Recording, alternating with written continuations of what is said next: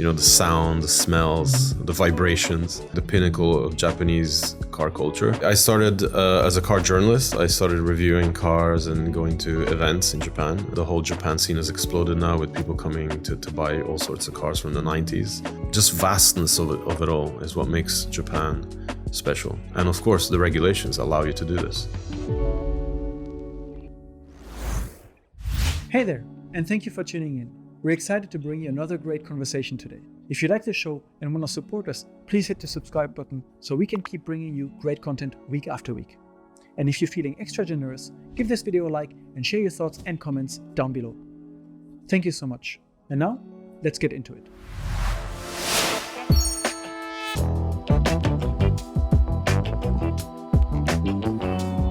Welcome to Unpacking Japan. I'm Toby, and today we sit here with Dino. Thank you so much for coming.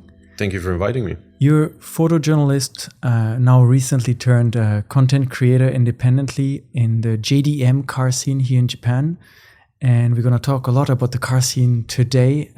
But like everyone who comes to talk to us today, here on the podcast, I would like to kind of get to know you a little bit more and find out what brought you to Japan in the first place. Sure. I came to Japan probably not out of like myself wanting to. My parents moved here for work, so I just ended up following.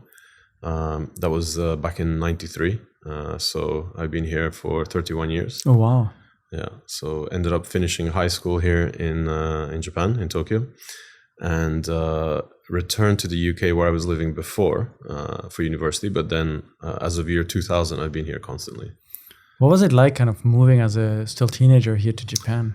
I moved most of my life. I'm originally from Italy. I moved to the UK when I was 8, so I grew up there and then came to Japan. So it was kind of natural for me to kind of move. But after getting all my studies done, I decided to come back here to Japan because there was this idea of initially starting to work in finance. That was the plan. But I kind of let my passion take over. I said, while I search for a job, let me try and do this on the side.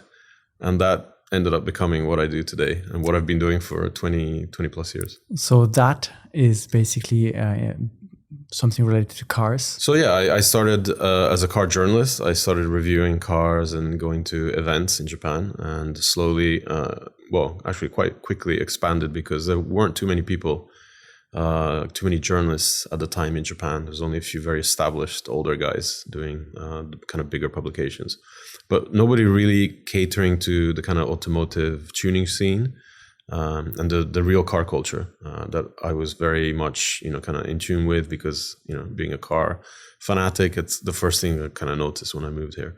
So that quickly led me to also needing to provide photography for all my journalist, articles and stuff like that. So I taught myself how to photograph. I grabbed a digital camera, which were pretty terrible back in the day. Mm-hmm. We're talking about 2001, 2002. So kind of like 3 megapixel type cameras. And I just started shooting and providing packages to magazines around the world.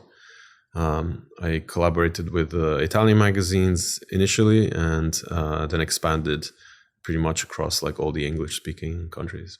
What ignited that passion in the first place? I've always been into cars. It's probably down to my parents back in Italy. They used to take me to the local hill climb races. I think I still have like memories from when I was like 3 or 4, kind of being up in the mountains and seeing these kind of like prototype cars drive by, the sound, the smells, the vibrations. I think that maybe ignited something inside me, and it's always been with me. I've always been car crazy. All my family, my brother and my father, we've kind of talked about cars throughout our lives. So it's pretty much been who I've ever been since a kid. And then you actually are here in Japan as a teenager and you graduate from university, and then you start kind of self-teaching yourself photography and going out to these meetings and so on. Did you have an entry point into that car scene? Did you kind of find your way in there by yourself? No, I didn't have. Well, I think the first thing that I would probably call an entry point was my first year here. I ended up meeting a couple of guys that used to go to the same school that I was at in Tokyo. and they were actually a couple of years older than me, so they were already in universities, and they had a couple of cars, and they took me to Daikoku parking area, probably within like a month of me arriving, and I just got to see this incredible spectacle of like, massive meets of all these cars I had never heard of, because, at that time, Japan was very much a closed market. There weren't many global models that I would have seen outside. So I was seeing all these modified, crazy looking sports cars, and that just, it's like, I got to explore this eventually. So after I got all my studies done, I think that also pushed me to kind of go follow that route. But there was nothing really there for me to, help along. I just went to events, I went to shops, I talked to people, and just kind of made my own way through it all. You already mentioned Daikoku parking area, known as Daikoku PA for a lot of people that kind of hang around there. Let's call it mythical place here in the car scene in Japan. Well, it's become a tourist spot now. Nowadays, it's like a tourist destination now, so it's a bit different from how I remember it. But yeah, I mean, you could call it like the pinnacle of Japanese car culture. I mean, it's across Japan, like depending on the area you're in, even Osaka, there's a lot of parking areas here that, kind of host what culture there is here. And I actually do enjoy coming to Kansai to shoot, because compared to Kanto, the police kind of leaves people a little bit more alone here. So it's still a little bit wilder, still a little bit crazier than what we're used to up in Kanto. What exactly, for people that are maybe not too familiar or have heard Daikoku PA, is it, and how can they imagine this? Well, to describe it simply, it's just it's a highway stop. It's just underneath the Yokohama Bay Bridge, and you have to be on the Wangan Expressway to be able to go down and enter it. So a lot of people that come to Japan usually take taxis from Yokohama Station and get dropped off there, and then they're stranded because they have no way to get out. So, it's basically a massive parking spot that naturally people kind of flow to, because it's along really nice roads, and there's plenty of space for people to meet with their friends. And of course, it gets too wild most Friday, Saturday night, because people start taking over the truck spots. The truck drivers get angry when they come in and they can't park, so they call the police. The police is inside Daikoku PA. They have their own kind of like office area with some cars for highway patrol. So they come out straight away and close the parking area. So as I keep saying in all my videos, like if you do visit Daikoku PA, be respectful. If you're driving a rental car, park it in the car spots. Keep everybody happy so we don't lose such a very special place, So that car scene, you got into it here in Japan through Daikoku PA a little bit as a kind of a big first experience. How has it evolved in the last few years that you've been basically documenting it and experiencing it, and how is it like today? Well, I mean, the first few times I went to Daikoku during the early to mid 90s, it was a different place because it was still the original kind of layout. They rebuilt it towards the end of the 90s, and it's what we know it as of, the recent kind of refresh. It got a little bit bigger, a little bit better layout. And I would kind of describe it as the perfect way to see what Japanese, car guys and girls do with their cars. We can go to a lot of tuning shops or tuning shows or whatever, but to actually see what people choose to do with their cars, I think it's especially realistic. And it kind of became the go-to place for me as somebody that worked with speedhunters.com for so long. Is because we were always searching for that real culture, that real car culture, to kind of then bring back. We'll get into all of this, how Speed Hunters is linked to the Need for Speed game franchise. But basically, we were kind of like researching for the game developers of how car culture is in Japan so that they could replicate it. So finding the real stuff has always been a pretty important priority for me. So not just the big car shows, but kind of going down on the streets, going to where the people that do things with their own cars actually meet and greet. Of course, I've covered everything and all of it basically. But even at big tuning, aftermarket exhibitions like Tokyo Auto Salon, I would just leave and go to the car parks and shoot the cars there. And those are some of the most popular stories ever. So the people attending are more interested in what's being showcased inside. Most of the times, it's just on par. Like you get the high-end stuff of all the new cars and new parts being released, and then you get the real stuff on the sides. It's two different angles to kind of expose the variety that you can get here in Japan. On your photojournalist journey, you started making stories and photos for different magazines, but eventually you kind of ended up with Speed Hunters, which you just mentioned. That's right, yeah. So when I started, I guess I got started in 2001. It was all about print still at that time. And I got involved with all the tuning mags in the US, Modified and Turbo and a bunch of other ones. And lots in Europe. Across Asia and Australia was a pretty big market for me with HPI. But then come probably 2006-07, magazines just became very difficult to kind of, produce. Advertising wasn't as free-flowing as it once was, and the internet was slowly taking over. And it was around that time, probably 2007, that I got contacted by I guess the marketing team at Electronic Arts, and they wanted to create this online blog where players of Need for Speed could have looked through what is going on in the world when it comes to car culture. So create that link that then they would be able to bring into the game and kind of play with the cars that they would have seen. Need for Speed Underground 2 was a big part of my childhood. I think most people, I mean, they came up with some incredible titles earlier on as well. So it was, I don't know, I thought, I'll give it a go because things are changing.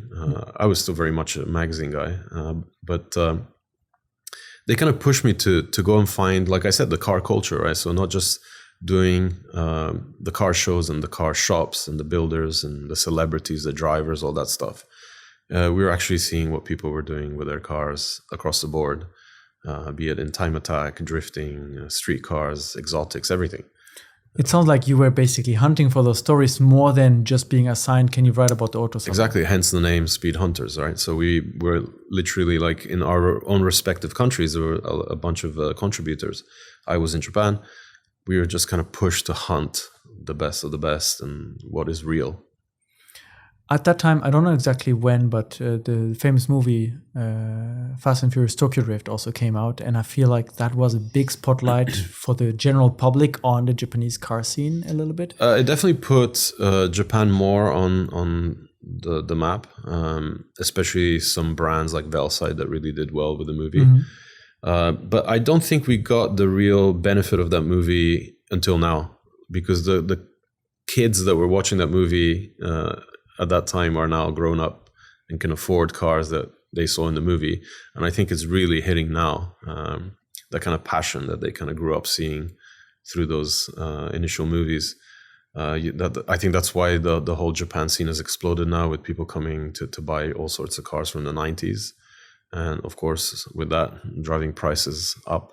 And that kind of also created this kind of trend for JDM, Japan Domestic Market cars, right, which were originally produced only for Japan, but now people all over the world are kind of trying to get exported out of Japan too. Yeah, they basically, like I mentioned, like my first visit to Daikoku, it was all these cars I'd never heard or seen before.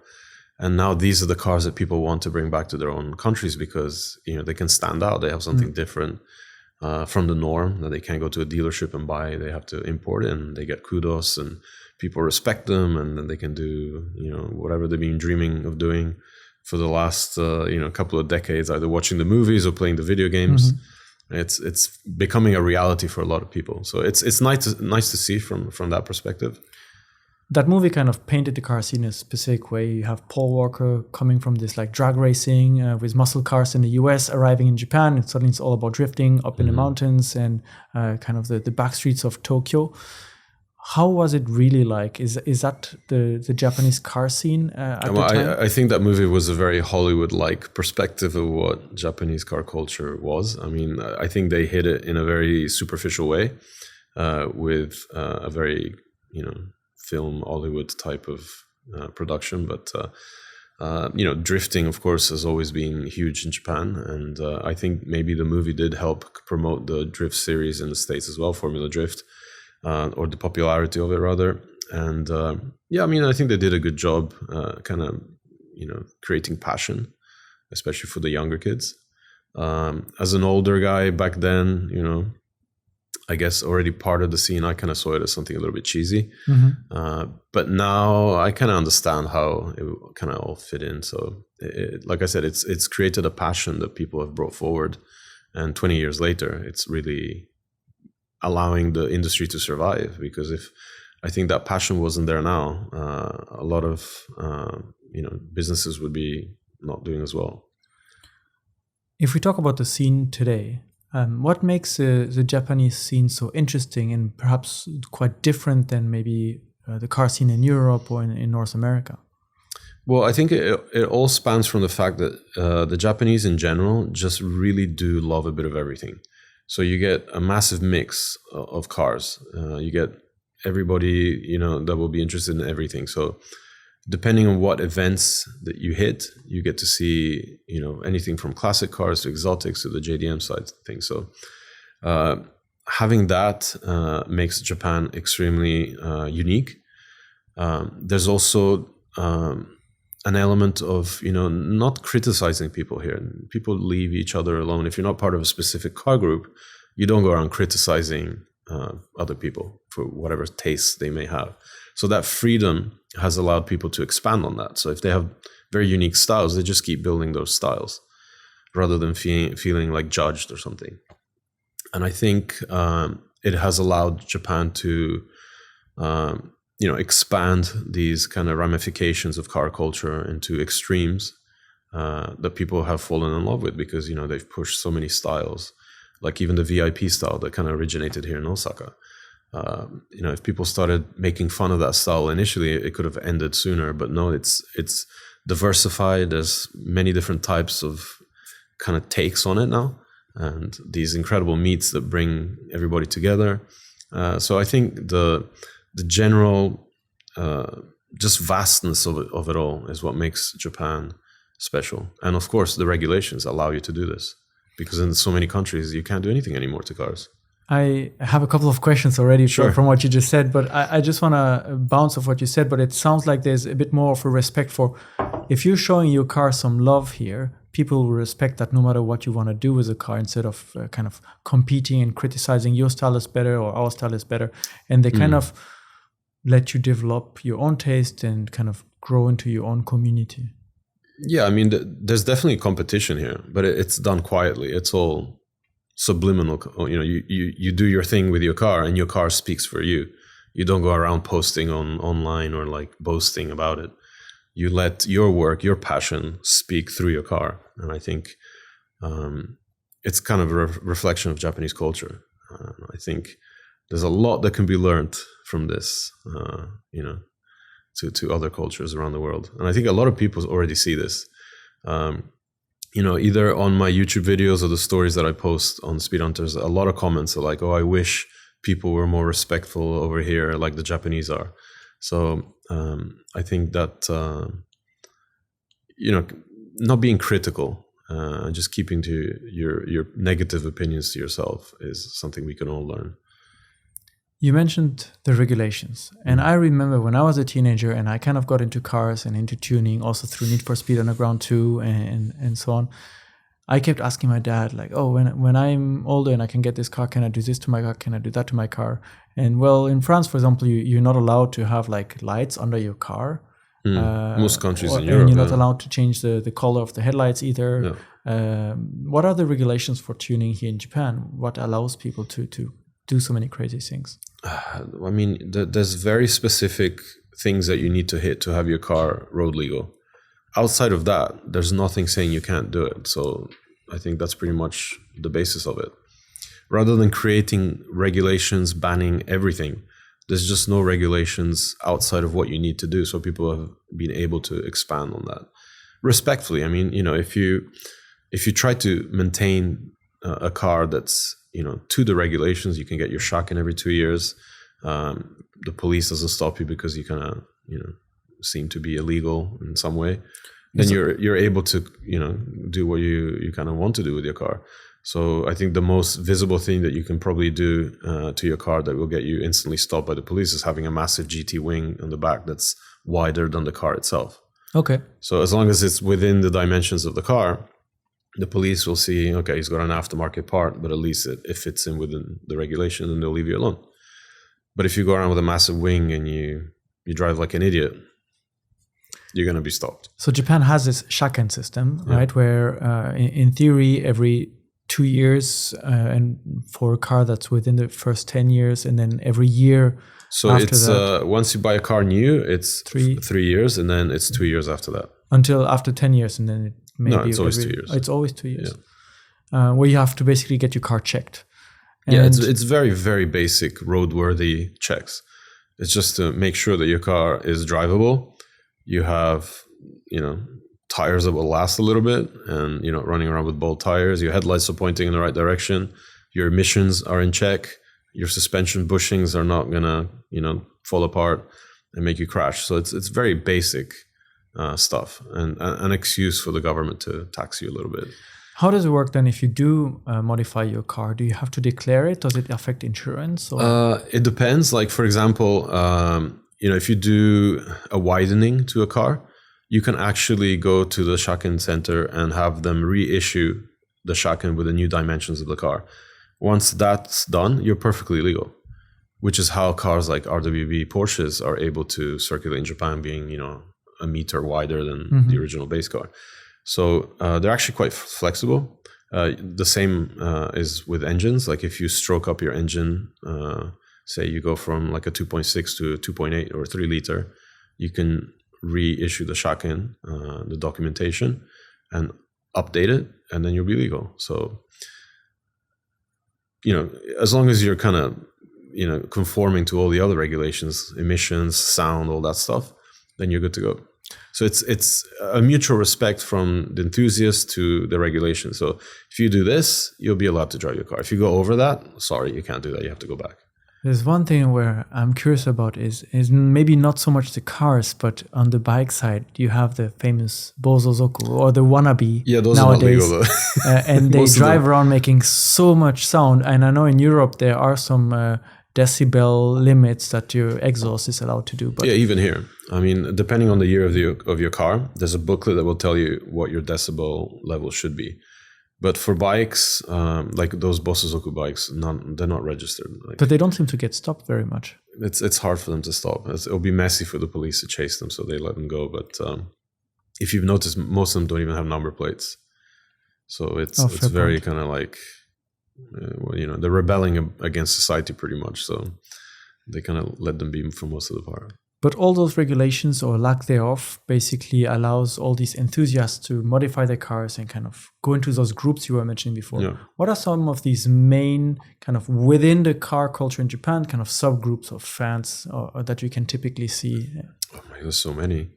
Like even the VIP scene, I kind of gave you an example a little bit ago. I would say there was like 4 or 5 different ways to do a car. There's the original way, which is, all black chrome wheels, very subtle, very scary looking, kind of Yakuza style car. Then that has kind of given way to a sporty take on that. I remember a really cool shop in Gifu that used to make these wide-bodied VIP sedans, but they made them in a way that they kind of seemed sporty almost, kind of like very heavily contoured bumpers, canards, and like cool wheels. So, every little area of tuning, even drifting, has different styles. You can go for the early 90s, kind of like when drifting started, look. So this is like Initial D, the anime inspired. Yeah, I mean, it's something you would have seen in that kind of vintage, right? So period correct wheels, very specific ways of painting the car, two-tone, keeping the wheels a little bit smaller with more tire.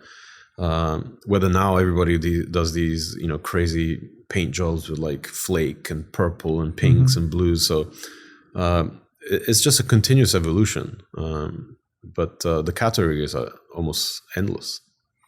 And that evolution, you've been able to document it for many, many years on Speed Hunter.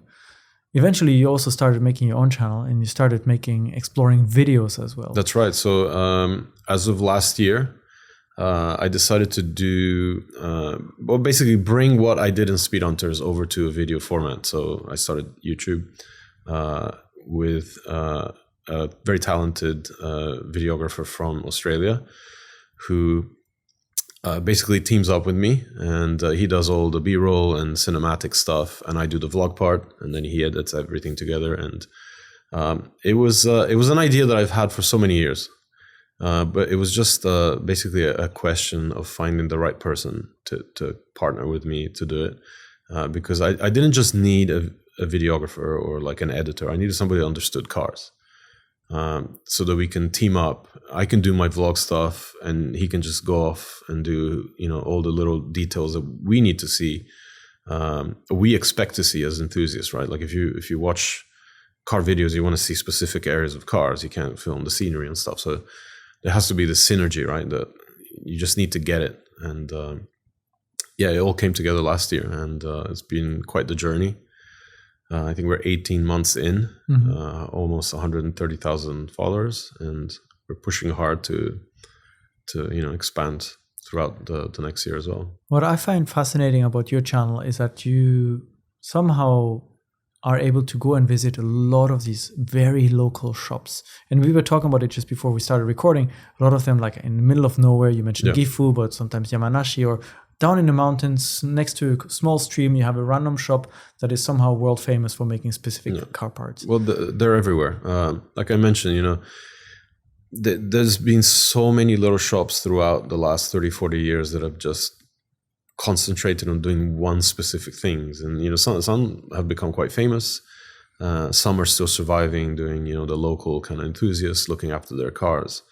And it's always been a thing that I've really enjoyed to do, is just get lost in the countryside, drive around. Sometimes you find nothing. Sometimes you find a little local shop. You go inside, you chat to the guy, and, so there's usually surprises there because you never know what you're going to find. And Japan is all like that. Like after 20 plus years of doing this, I think I still haven't explored everything. So it's what keeps me going, and it's, I think, what will keep feeding content into the channel. Are these shops or the people you meet people you kind of seek out, or like you were just saying, mostly by chance you drive around and... there's a lot of kind of behind the scenes researching and seeing what pops up on social media. Like back in the day, it was a lot more of kind of going out. Now it's, through social media, we do see what's happening in the scene. And if a specific car pops up that looks really cool and I want to shoot it, I'll just get in touch with the owner. So it's really simplified things a lot. But like I mentioned, there's some of these shops in the countryside that they don't know what the internet is, and still doing things like they would have done in the 80s or something. And those are the guys that you need to go out and find, basically. You mentioned you sometimes just scroll on Instagram and you see a super cool car and you see the owners in Japan. Are people quite open about like kind of interacting and letting you come over to film and to showcase the car and their work? For the most part, yeah. I mean, you do get some private people that either don't want to show their own private space, or they have very specific requests of, I don't want to be in the video, or don't show my face, or that kind of stuff. But aside from that, everybody's pretty friendly. And, once they kind of realize that there's a instant link with Speedhunters, Speedhunters is still very much a sought after kind of destination for car guys here in Japan to go and check out. And they kind of get inspiration from, abroad, because we have contributors from around the world. So it's been a bit of a hub even for Japanese car guys to see what happens, across other markets, other countries, and get inspiration from that. And, one scene is the USDM scene, where people try to replicate the American versions of Japanese cars, bring that kind of style over here, refine it in their own very unique ways. And then the end result is something really cool and, different. I was actually curious about this. If the Japanese car enthusiasts are more into developing their own things, or if they are also kind of seeking overseas for ideas and trends. They're always checking you got to up your friends. So either sourcing parts that are only on sale in the US and, running that on your car, or coming up with funky ideas or fitment, different wheels. It's always like that. They're always pushing to outdo each other and get noticed, because usually people enter cars at shows, they want to get noticed, and I think the end result is just getting your car on like a foreign publication for like the ultimate kudos. Oh, that's kind of what the individual enthusiasts are kind of after too. Yeah. I mean, this is the people that want to get on Japanese magazines still, maybe the older school guys. But I think for the younger generation, definitely getting your car on like a foreign media is the ultimate goal. You've been able to kind of witness the scene when you were still working on print magazine, then the internet, and now social media. How has social media kind of impacted the car scene and not only the visibility, but maybe also how people interact in the community?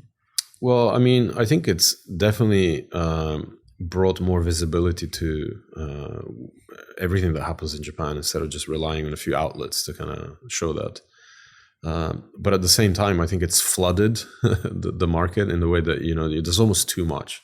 It's so hard to keep up. There's just so many cars being built, so many owners showing off their cars. It's just really hard to keep a tab on what's going on. What was one of your favorite events or places you've ever attended? Because now you've been to so many shops, so many auto salons, so many Daikoku PA meetings or other parking areas. Do you have some that really kind of stands out with?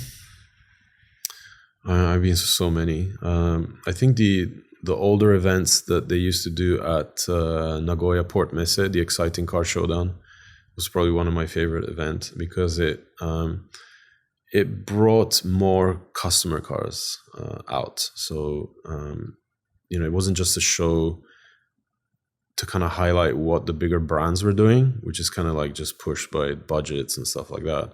But again, you were seeing the real stuff. So it was one of the few shows that managed to do that on a big scale. And the venue was really cool.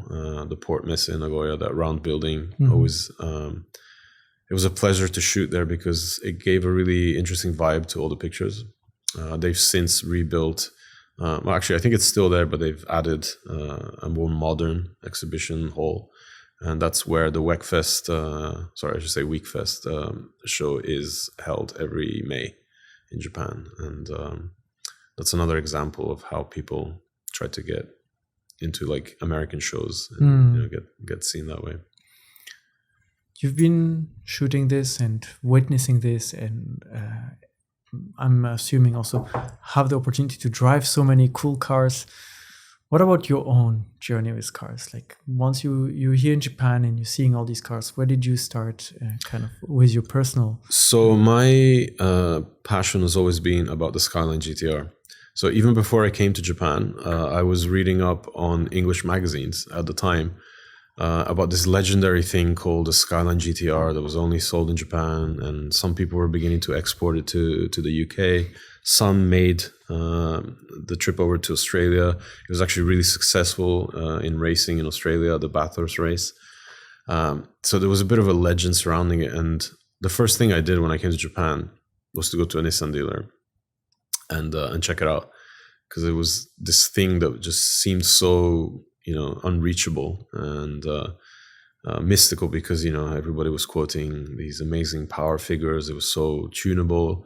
People were doing amazing things with it. And I've always been a GTR guy until I actually managed to get one of the last RB26 generations in 1999. And it's been always the car for me, and I still have it to this day.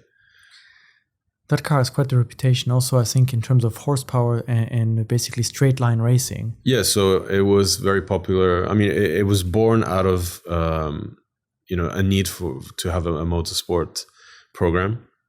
In the late 80s, Nissan wanted to create an engine that would power its next generation of GT cars.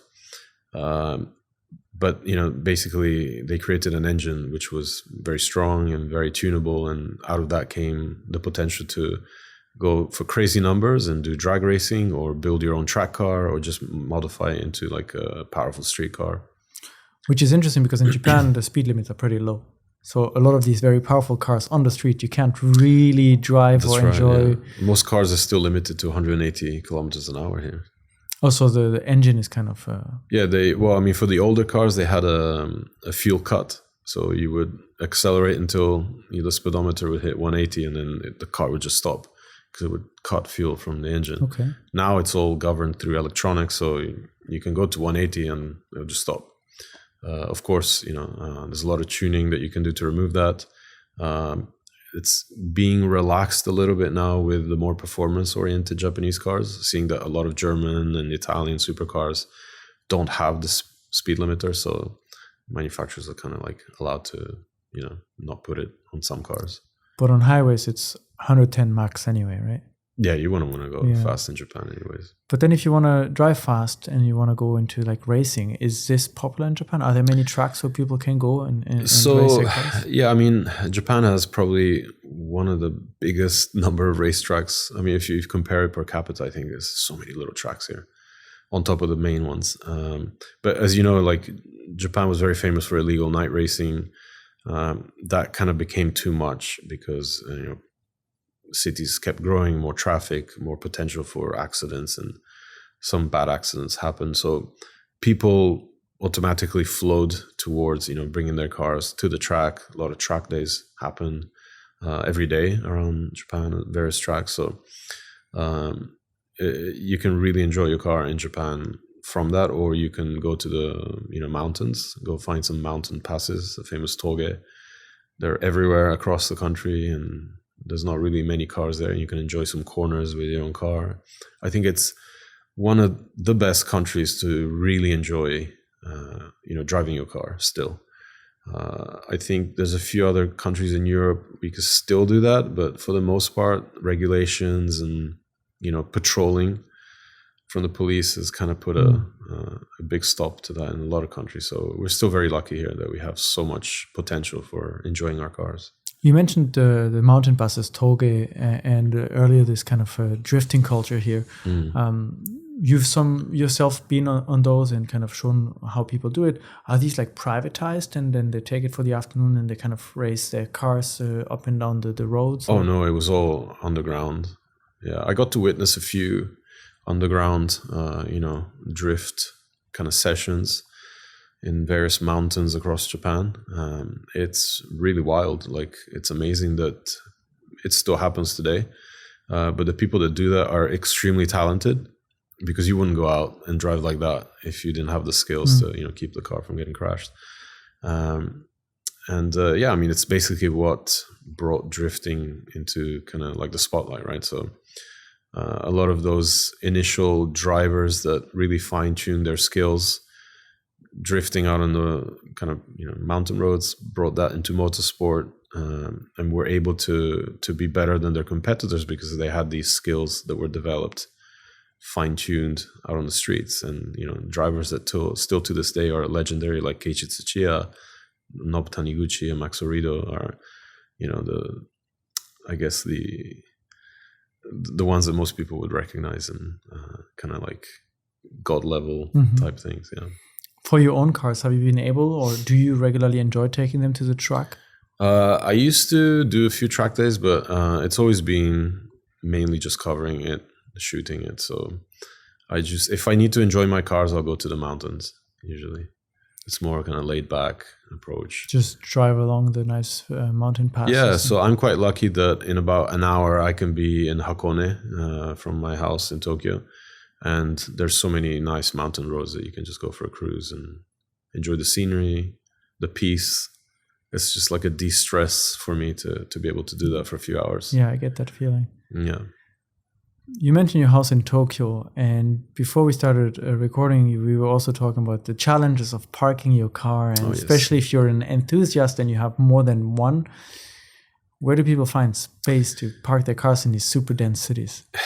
Everywhere they can find a place to dump them. There's a lot of open lots that you can do monthly rental if you're lucky enough to be close to one of those. But if you're in the very heart of the city, you have to go and find underground parking in apartment buildings or hotels or shopping malls that would have a few extra spaces for rent. And people really do spend a lot of money to... And the cost adds up, right? Especially downtown really Tokyo, I can imagine a few hundred. Oh, if you're in downtown Tokyo, you would be spending 50,000 yen and up on on a per month kind of basis. It's ridiculous. It's not a cheap hobby. No, it's not. No. You have your cars, and one of your latest project now is the Porsche 964. You're kind of customizing as well, and people can follow the journey of customization. Yeah, that's right. So there's a series on my YouTube channel that's kind of chronicling the build. It's going to go from narrow body stock Carrera 2 into a wide body RWB creation. And RWB is Rauwelt, a very famous shop in Japan, run by Akira Nakai, who is pretty much regarded as one of the most famous car builders in Japan. He's exported his style all around the world. He builds over 70 cars a year around the world. And he's created quite the movement of taking these kind of, entry-level Porsches for the most part and widening them to like extreme dimensions, kind of replicating what Porsche did back in the day with their works team. Cutting the fenders, adding over fenders so that they can get bigger tires under the wheel arches. And kind of taking that inspiration from how motorsport used to be in the 70s, 60s, and 70s, and just creating these crazy track-focused machines that people enjoy also on their daily use. How do you imagine that Porsche when it's finished? I've had a very specific idea of what it should look like. So it's always been very clear. I'm not going to go too wide. It's just the first step of widening. But I've always loved the turbo look. So with a flat wing at the back, I think it brings the proportions into balance. And then I'll just call it step one, because I do plan to do some fine tuning or maybe mix it up a bit as the years go by. It's a very long-term project for me. I was lucky enough to get Nakai to do it quite quickly, body-wise. So I'll have to take the time to do the engine next. All the interior needs to be redone as well. So it'll be fun. Like I got it just to kind of rebuild it and kind of make it my own, right? It's a process that people enjoy here. Yeah. I mean, a lot of people build cars from scratch, and it takes years to kind of do all the details. We talked a bit about these cars from the 90s that were kind of in those movies like Tokyo Drift, became popular, the RX-7, the Skyline GTR, Mitsubishi Evo Lancer. Yeah. And those cars now becoming even more attractive than before. But they're getting old. How are people approaching the kind of maintenance of these? Are people trying to be more kind of period correct, like you were saying some communities are, or is this more like, let's bring these cars into the future? Well, it depends on the owner. I think the main issue now is, like you were mentioning, it's getting really hard to maintain these cars. Manufacturers aren't really producing some of the maintenance parts or replacement parts, spares and stuff like that. So you have to look around secondhand parts. There's a lot of replica parts starting to be made in China. It's pretty much like the Porsche market. There's a big support from Porsche with the OEM parts, but there's cheaper, lower grade replacements that you can go to if you don't want to spend the highest figures. You can kind of find a little bit cheaper parts to replicate the OEM look. So I think the future will be basically around this, just trying to find the parts to keep the cars on the road. And of course, replacing engine bits that maybe need upgrades anyways with something a little bit modern to get more power, more response, better performance. So it depends on the individual owner if he wants to keep it like super stock or kind of play around a little bit. We talk about all these older cars that are being preserved and maintained with a lot of, or by a lot of passionate enthusiasts, which is interesting because in Japan, generally speaking, people don't keep their cars so long. I just bought a car this year, and I mean, when we went to the dealer to buy the car, they were already like kind of, okay, so you buy this car now and you're going to sell it back to us in 5 years and then you're going to get a new one. I'm like, what, in 5 years? And also if the car has over X amount of kilometers, it's already considered like, oh, it's driven too much. The value just dips. it's nothing compared to when you buy a car in Europe, where you would say, 50,000 kilometers, that's still great. Like it's if a car is over 100,000 kilometers, 60,000 miles here in Japan, it's junk. Like nobody would buy it. So there's always been this kind of cycle in Japan of buying new, shipping all the old cars off to Southeast Asia or Africa, get rid of all the old stuff and keep the business, of cars running. But it's also because the government doesn't really make it easy. So you got to keep doing the shaken every 2 years. You got to pay your yearly road tax. And there's actually like a penalty now on the older the car, the more emissions. So you pay a little bit more every year, which is a bit sad to see because, Japanese manufacturers should really kind of celebrate their heritage, right? There's a lot of cars that kind of helped put a lot of manufacturers like Nissan and Toyota or Mazda on the map. Why are we trying to get rid of these cars? They should be looked after. We should help the people that are prepared to spend extra money to look after these cars with some kind of exemptions. Like, for example, in Italy, we have a historical category for cars. I think it's over 25 years old. You are exempt from road tax, or the road tax is less. And then in some countries, like in some states of the US, you get the historical plate, which allows you to keep the car. You don't run it full time, obviously. You have a kind of limit on the mileage. But it's a system that allows you to facilitate keeping a car that's already kind of expensive to maintain on the street. So I think I would love to see something like this happen in Japan. But as we know, things take time here to change. So for now, nothing that seems to go into that direction towards... No, it's all like you were saying about, getting rid of the old and replacing it with the new. And when they don't get shipped overseas, you made a video about this. Actually, they are just abandoned because people don't want to pay for them. People don't want to buy them. People don't want to maintain them. You have to recycle cars here once you don't need them, and people don't want to fork out the extra money, so they just dump them. If they have space, they put them in the field, or if it's like cars that were used in racing by a shop, they would put it next to the shop. So we do come across an alarming amount of abandoned cars or semi-abandoned because they're probably still owned on paper by somebody. Either people have passed away, and the legal system makes it very difficult here to change ownership of a car. So that could be another way that the government could respond to that problem, is kind of laxing the whole bureaucracy around that stuff, and allow people. Like on my videos, so many people are like, I would love to buy this car for spare parts and keep my car running. It would be another way to keep the economy kind of flowing around. Seems like there's a business opportunity to be found there. Yeah, I wouldn't want to get involved. Too messy. Old cars, always big trouble. A lot of legal trouble to maintain and ship. Yeah. So where is the scene today? You have some of these old cars that are kind of preserved with love, those iconic cars. A lot of enthusiasts and a lot of shops a little bit all over the place, but you were mentioning as well, the people, they're getting older. They're maybe not connected to social media, to the internet.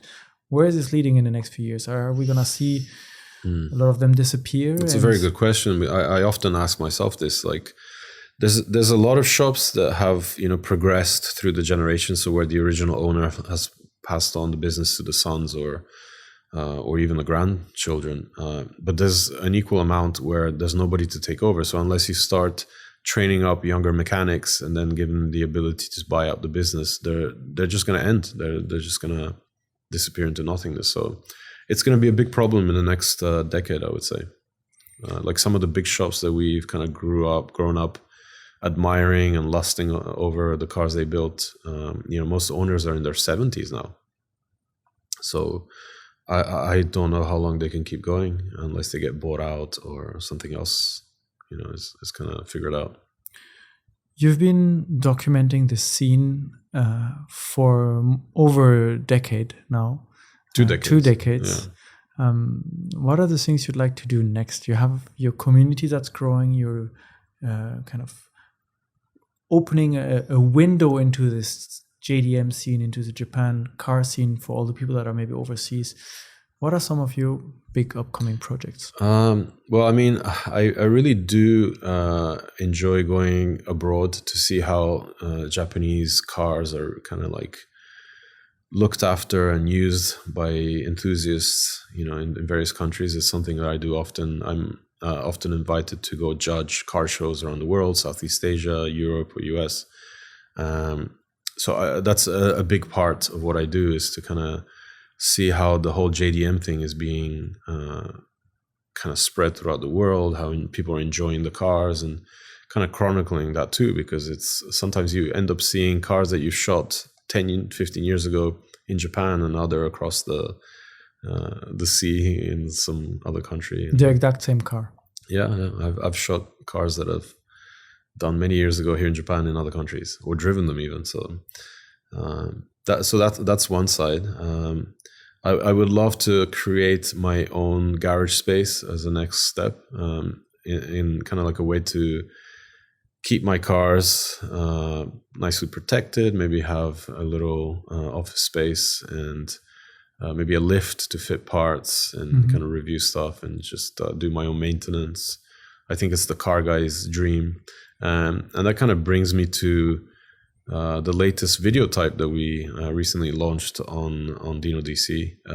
Is basically garage houses, which is a big thing here in Japan, for car guys to kind of, I guess, show off their car collections in I guess the dream way, and that's to create the perfect space, either a garage or a house, or a combination of both. So you can put your prized possessions in there, curate it well with miscellaneous merch, and you sit in your living room and you can see the car parked through a window. That would be the ultimate dream for me, especially if it's like elevator operated. You can bring in a car a day, sit there, have your coffee, and indulge in some old school design. And it's a series that I really want to expand on, because one of my favorite magazines here in Japan is Garage Life, and it's this magazine that just basically goes around Japan to kind of highlight these buildings, houses, garages. And I think it just it brings two elements together that usually car guys kind of resonate to. Really good architecture with really good cars. So that's something I'm definitely going to explore from now on.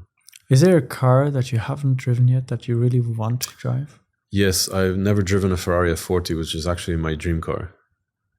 That would be... So you still have to hunt that one. I've been in one while I was shooting it, but I never got to drive it. And I don't know if I should. Keep the dream alive. Yeah, right. They say never drive your heroes, but I think it is a really good car to drive. So I would love to kind of sample that and say that I've driven my all-time favorite car. Is there any kind of JDM car that is a good entry point for people that are kind of getting into the hobby, or are they all so different that depending on how you like to drive and what you like to drive, you would go with a Mazda, or you would go with a Nissan, or you'd go with I think every manufacturer has its own entry-level car, even today, and it kind of caters to different tastes. So if you're into Hondas and you like front-wheel drive cars, your Civic Type R is the perfect thing for you. If you like, very high-power beasts, Nissan GTR is the car for you. If you want kind of like the rally car approach and you like to drive tight mountain roads, you have the Toyota GR Yaris. If you like to play around with a little bit of sliding and drifting, a Mazda MX-5 is a perfect car. Hopefully manufacturers here in Japan keep understanding that there's a very important need to have these kind of halo cars on their lineup. So I'm hoping that Mazda maybe comes back with a rotary car. They've been teasing us for the past 2 decades. Yeah, I've seen those images kind of going around recently. There's been many images of many cars, but nothing has yet materialized. So I hope that in the future we are going to see a rotary powered car again. I think it's literally like the definition of Mazda. You think Mazda and you automatically kind of imagine an RX-7. Are these manufacturers in Japan, which are big and some of the biggest producers of cars in the world, connected to this enthusiast community? Is there a sort of open dialogue where they try to respond and try to create cars for enthusiasts as well? Some do it better than others. I think Toyota in the last probably just over a decade now has really evolved as a really boring manufacturer of hybrids and kind of like regular run-of-the-mill cars to basically listening to people, what people want, and then addressing that and actually coming out with very cool very driver-focused, interesting cars, starting with the 86, the new generation of the 86 with the GR86, and then they came out with the Yaris and the Corolla for the four-wheel drive side of things. They relaunched the Supra, which was a partnership with BMW, and Lexus is currently test driving and developing their new supercar. So Toyota has gone from the most boring to my favorite manufacturer right now here in Japan. Interesting. And I think everybody should look at what Toyota has done and try to replicate that, because they should never forget where they came from. So Nissan, I know it's in a bit of a financial issue, kind of financial trouble right now, but to not bring back the GTR would be a big mistake, for example. So they just stopped producing it, right? So they stopped for the US market. I think next year is the last year for Japan. So they'll be left with one sports car, the Fairlady Z here in Japan. Which is not that common to see, actually, even though it's a nice car. Yeah, it's not doing too well here. I think it's too similar to the outgoing car. They just basically redesign. It's just a styling exercise with a newer engine. They really need to have the GTR as a halo product. So they teased us last year with the GTR concept that, kind of hints at a future GTR. But I don't know. I think we're still years away from seeing, if we're ever going to see it, a new GTR. So Toyota listening to its customers, making some very exciting things at the moment. Nissan a little bit in trouble, and Honda and Mazda kind of stable in the middle. Honda could be a little bit. It could be doing better. I think they only have the FL5 Type R right now. They axed the S660, their little sports K car, which was a big shock for me because I think it was one of the coolest cars out there. And Mazda need to bring the RX-7 back, and then everyone will be happy. It'll be a perfect everyone world. will be. Don't make an RX-9, just bring back the 7 and make it rotary. Yeah, I know it's difficult in today's kind of strict regulations when it comes to emissions to bring engines like a rotary to market. Emissions and fuel consumptions are just astronomical. So I do understand the limitations, but good luck to them. They have to do it. Do we see any kind of these like more modern electric cars also being picked up in this car scene, or is it kind of it's just not a match? It just doesn't resonate with enthusiasts. There's been some manufacturers like Hyundai in Korea that have kind of tried to create electric cars that maybe enthusiasts would like, but I don't know. I just feel they're a bit gimmicky, and they're just not. It's not the same thing. I mean, electric cars are fun. They can be extremely fast and I guess surprising to drive, responsive as hell, and but they just lack all the things that enthusiasts crave. The directness, the sound, the smell, the gear change. So if someone is listening to this, or someone is already a fan of yours listening to this and is like interested in getting into this scene and maybe coming to Japan and visiting and exploring, where do they start if you want to maybe avoid now this tourist hotspot of Daikoku PA? Oh no, I'm not saying avoid Daikoku. I think Daikoku is definitely a place to visit. Just be respectful of the regulation. You don't want to create a situation where the police is like, okay, we can't take all these foreigners, they're too loud, they litter or whatever. I think there was an issue maybe last year with people climbing over the fences to get into the Daikoku PA without going through the highway system. So just don't do stuff like that. Enjoy it. It's there to be enjoyed. I think it's a great spectacle of what Japanese car culture is all about. And just go to the racetracks, hit up events. There's events happening almost every weekend. Any recommendations for racetracks or? Fuji Speedway, Tsukuba, Ebisu Circuit for drifting, Nikko for drifting. It's kind of all in the Kanto area. I'm not done yet. So Meihan down here for drifting, Central Circuit for time attack, even down to Okayama for D1 and stuff like that. So like I said, across Japan, there's fun to be had everywhere when it comes to cars. Any famous meeting spots here in Osaka? Yes, there's Higashi Osaka PA that we recently did a video on. That blew me away because it kind of reminded me of what Daikoku used to be like. And I think you guys still are able to enjoy car culture in a more raw fashion. That's why we come down here quite often and plan to do more of that even this month.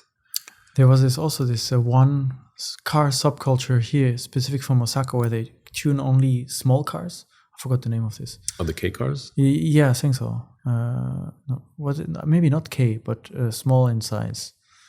Right. There was a specific name for this, but yeah, and you can see them with sports cars, with vintage JDM, all in one place, right? Yeah, there's actually a little shop called Hello Special in, I think it's just outside Kyoto, close to Nara, that they modify K trucks. Oh, yeah, which are getting popular in overseas now as well. Yeah. So there's a big movement now in the Bay Area in the US of importing K cars, K trucks, K vans, all sorts of stuff from the 90s and early 2000s. So a lot of exciting things happening and a lot of exciting things to look forward to on your channel. Hopefully you get to find your dream space with garage, with a place for your cars, and that we will be able to witness that development and see the final Porsche 964 as well as your GTR. Dino, thank you for coming. Thank you for inviting me. I think we only brushed the surface today, but for everyone who's interested in learning more about JDM cars or the Japanese car scene in general, go check out Dino DC. Dino DC and Only Dino, which is my vlog sub-channel. And we'll have all the links in the description for people to find. Thank you. Thank you again for coming. Thank you everyone for listening and watching. This was Unpacking Japan, and we'll be back again next week. Bye.